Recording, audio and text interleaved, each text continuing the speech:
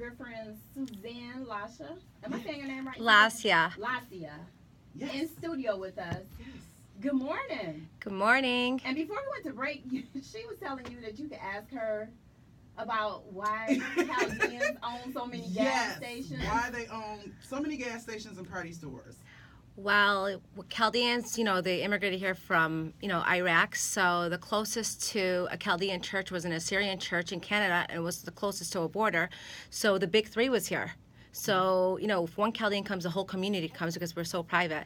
So they decided, when they realized that they can't speak English, they turned to what they knew best as being merchants. So, Chaldeans own party stores, gas stations, supermarket, but they really branched out. But the reason is because they didn't speak English and they couldn't get into the big three, so they turned to being merchants. Oh, wow. Now, Yeah. speaking of job tips, the gas stations, do they ever hire outside of the race to work in the gas stations? Of course. Oh, Okay. yeah. My father owned party stores, a whole bunch of party stores, back in the day, and he hired, all of his employees were African American. Yeah. Okay. Now, that's Yeah. not why you're here today. Today, you're actually here to talk about your book, and your book is called The Arrangement. The Arrangement, yes. And what the book is about is that at a young age, you were already promised to be married, right? Yeah, my family, growing up was very hard. I was a girl, I wasn't equivalent to my brothers because I was a girl. In the Middle East, girls are second, they're not first-class citizens. You have a boy in the Chaldean community, oh my God, you have a boy. But Chaldeans were a little bit, the Chaldean girls are a little bit, the Middle Eastern culture is a little bit different. So I remember I was like 14, 15 years old, and, my dad wanted to take me to Iraq to get me married. And I had this, freaked out. I was crying every day. I'm like, please, I don't want to go back there, please. So wait, you I were was here and they took you back? No, they wanted to take me to Iraq, Okay. so I did what they wanted me to do here. I wanted, I did what they wanted me to do. Instead of me getting married in Iraq, I got married here. They, they always liked my brother's friend. Reputation is everything. Reputation is everything in the Chaldean community. My father used to tell me that his reputation meant more than my life. Wow. Yeah. So he didn't care if the guy had money. He didn't care about anything. All he cared about is reputation. Now, Reputation Suzanne, was everything. We call you the Chaldiva. The Chaldiva. Now, when all of this was arranged, what takes place? Does the guy pay your family? Do they pay off debt? How does that work? Because people are curious to know. Okay, I'll tell you. We went out once for a few hours. A week later, his mom called my mom and asked for my hand in marriage. We want to come by and see your daughter, she's a prize. And so they came to the house, his mom, his dad, his brother, his sister, and him. I had to serve them coffee and biscuits so they can check me out. Oh, wow. Oh, yeah. And then they left. After they left, they called my mom. We want to do a pre-engagement. It's called a taneta.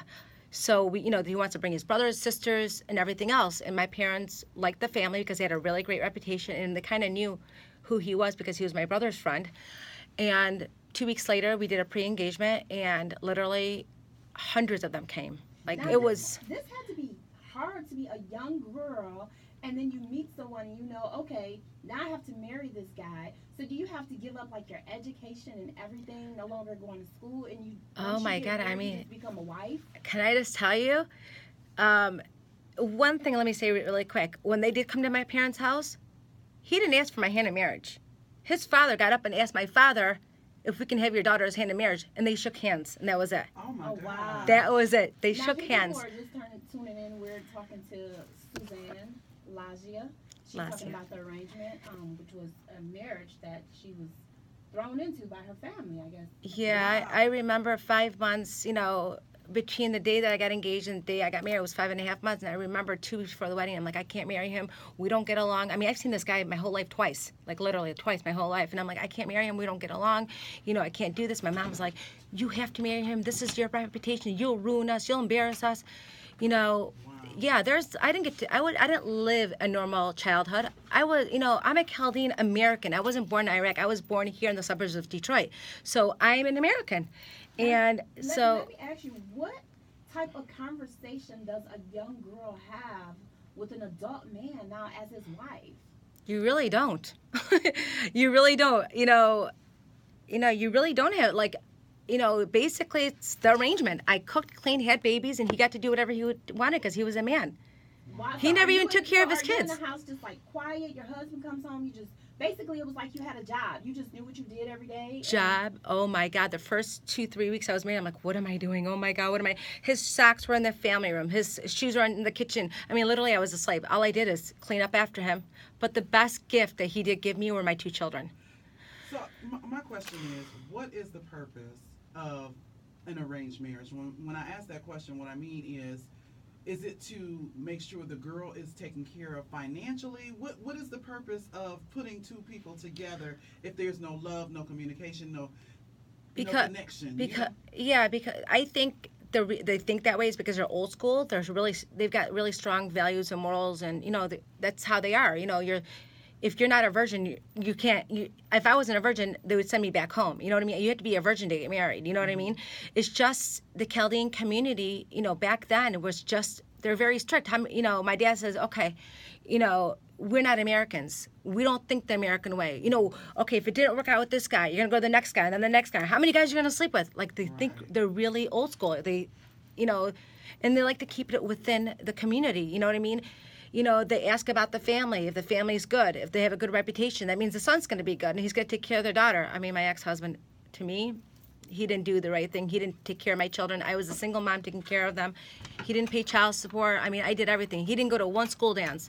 I mean, one school event, not one doctor's appointment, not one hospital visit. I did it all on my own. Now, let me ask you, at any time did you fall in love with your husband? Can I tell you, I never loved him. Oh, wow.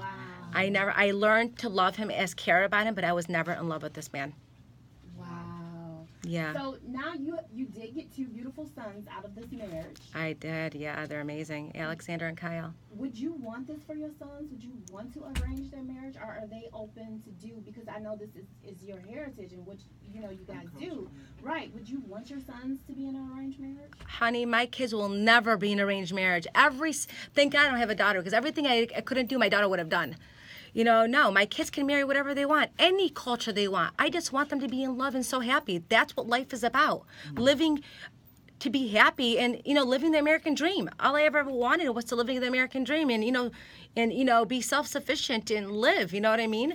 I've sacrificed everything for my 2 boys, and believe me, they're my life. They're the center of my world. But now that they're older, they're 18 and 20. I have a 20-year-old. Ugh, I can't believe it. Second year in college. Now it's time for me. It's time for me. I really believe a lot of girls will come forward, not just being Chaldean, being different cultures. They really will come forward and do the things that I'm doing. I've gone against the grain of the community to do television. Is your community upset with you right now for writing this book and speaking out about what happened with you? Yeah, they think that they think it's wrong. But I look at it this way: if